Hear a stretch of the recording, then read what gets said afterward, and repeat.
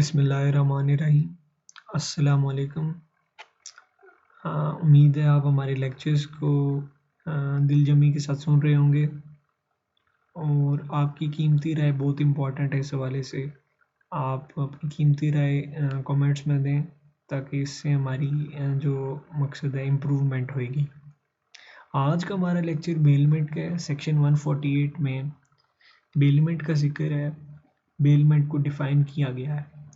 देखें जी, बेलमेंट जो है ये फ्रेंच वर्ड बेलियर से निकला है जिसका मतलब है टू डिलीवर। तो बेलमेंट को जब हम उसकी डेफिनेशन पढ़ते हैं सेक्शन 148 में, a bailment is the delivery of goods by one person to another for some purpose. देखें जी, ये एक डिलीवरी ऑफ गुड्स है from one person to another किसी ख़ास मकसद के लिए, और जब वो मकसद पूरा हो जाएगा तो वो जो गुड्स होंगी वो वापस कर दी जाएंगी ओनर को, या फिर जैसे ओनर ने बताया है उसकी डायरेक्शंस के मुताबिक उनको उनके साथ वो रवैया किया जाएगा।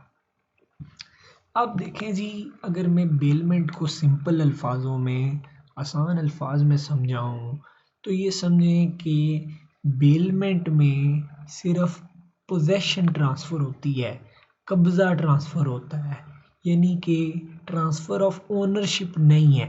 ओनरशिप ओनर के पास ही रहती है, क्योंकि अगर हम देखें कॉन्ट्रैक्ट ऑफ सेल उसमें ओनरशिप ट्रांसफ़र हो जाती है, अलबत्ता बेलमेंट में सिर्फ पोजेशन ट्रांसफ़र होता है, ट्रांसफ़र ऑफ ओनरशिप नहीं होती। अब जो बंदा गुड्स को डिलीवर कर रहा है उसको बेलर बोलेंगे, जिसको वो गुड्स डिलीवर की जा रही हैं वो बेली है, और जो गुड्स हैं जिनको डिलीवर किया जा रहा है वो बेल्ड गुड्स होंगी। और इस सारे जो कॉन्ट्रैक्ट है इसको कॉन्ट्रैक्ट ऑफ बेलमेंट बोलेंगे। अब हम आगे आ जाते हैं कि इसमें वही चीज़ें लिखी हुई हैं। अब हम इसकी एग्जांपल देख लेते हैं। कोई बंदा अपना एक पीस ऑफ क्लॉथ दूसरे बंदे को देता है, टेलर को देता है कि आप मुझे सूट सी के दो, तो ये एक बेलमेंट है क्योंकि उसने पोजेशन ट्रांसफ़र किया है। ए लेंड्स बुक टू बी, एक दोस्त दूसरे को किताब दे देता है एग्जामिनेशन के लिए, तो ये भी कॉन्ट्रैक्ट ऑफ बेलमेंट है ए और बी के दरमियान। A delivers a watch to B for repair, this is a contract of bailment. एक बंदा किसी वॉच ठीक करने वाले को घड़ी देता है सही करने के लिए, ये भी कॉन्ट्रैक्ट ऑफ बेलमेंट है। अब हम आगे बढ़ते हैं एसेंशियल्स की तरफ। सबसे पहले एसेंशियल फीचर बेलमेंट के कॉन्ट्रैक्ट में क्या है, वो कॉन्ट्रैक्ट है। A bailment is based on a contract between a bailor and the bailee. ये जो बेलमेंट है it is based on a contract between a bailor and the bailee. The delivery of goods should be made for some purpose. देखें, delivery of goods जो हो रही है वो किसी पर्पस के लिए हो रही है, और जब वो पर्पस पूरा हो जाएगा तो गुड्स वापस बेलर को डिलीवर करना बेली की जिम्मेदारी है। हाँ, इसमें एक इम्पॉर्टेंट बात है, अगर गुड्स डिलीवर हुई हैं लेकिन गलती से मिस्टेक से हुई हैं, मिस्टेक से होंगी तो फिर बेलमेंट नहीं है। इसमें एग्जांपल है, A gives a piece of cloth to the a tailor for making a suit, there is a contract of bailment between A and T। ये contract of bailment हो गया। अब specific purpose, the bailment of goods must be made for some purpose when the goods are delivered by mistake। ये वही बात आ गई है कि delivery of goods होगी वो किसी purpose के लिए होगी, अगर by mistake होगी तो फिर वो bailment नहीं है, contract of bailment नहीं है। और जब पर्पस कंप्लीट हो गया, पहले हमने देखा है कि डिलीवरी ऑफ गुड्स किसी पर्पस के लिए हो रही है, और जब पर्पस कंप्लीट हो जाता है तो ये बेली की जिम्मेदारी है कि वो रिटर्न करे गुड्स टू द बेलर, या फिर जैसे बेलर ने बताया है उसकी डायरेक्शंस के मुताबिक गुड्स के साथ वो रवैया करे। A gives his watch to B for repair. There is a bailment. क्योंकि देखिए इसमें पर्पस सिंपली ये था कि आपने मेरी वॉच सही करनी है, इस वजह से उसने डिलीवर की है वॉच ओनर ने यानी बेलर ने बेली को, और जब वॉच ठीक हो जाएगी, पर्पस कंप्लीट हो जाएगा तो वो वापस करेगा वॉच। तो ये एक कॉन्ट्रैक्ट ऑफ बेलमेंट है, यानी इसके अंदर स्पेसिफिक पर्पस होता है। Delivery of goods, bailment is the delivery of movable goods from one person to another.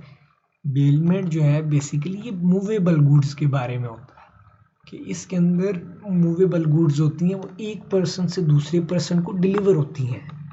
और इसमें एक बहुत इंपॉर्टेंट बात है कि वही बात है कि पोजेशन ट्रांसफ़र होता है, और अगर पोजेशन ट्रांसफ़र ना हो, सिर्फ कस्टडी दी गई है। अगर एक बंदा जो बेलर है, मकसद है अगर एक बंदा जो मास्टर है वो अपने किसी सर्वेंट को कोई चीज़ कोई गुड्स देता है और मकसद है कहता है कि फ़लाँ जगह ले जाओ, तो उसने सिर्फ कस्टडी दी है, पोजेशन नहीं दिया। पोजेशन जो है वो मास्टर के पास ही रहेगा। तो ये जो काम है इसको हम कॉन्ट्रैक्ट ऑफ बेलमेंट नहीं बोल सकते, क्योंकि पोजेशन ट्रांसफ़र नहीं हुआ, मियर कस्टडी, सिर्फ कस्टडी यानी उसके पास है, सिर्फ उसको कस्टडी दी गई है कि फ़लाँ काम जाके सर्वेंट करके आओ।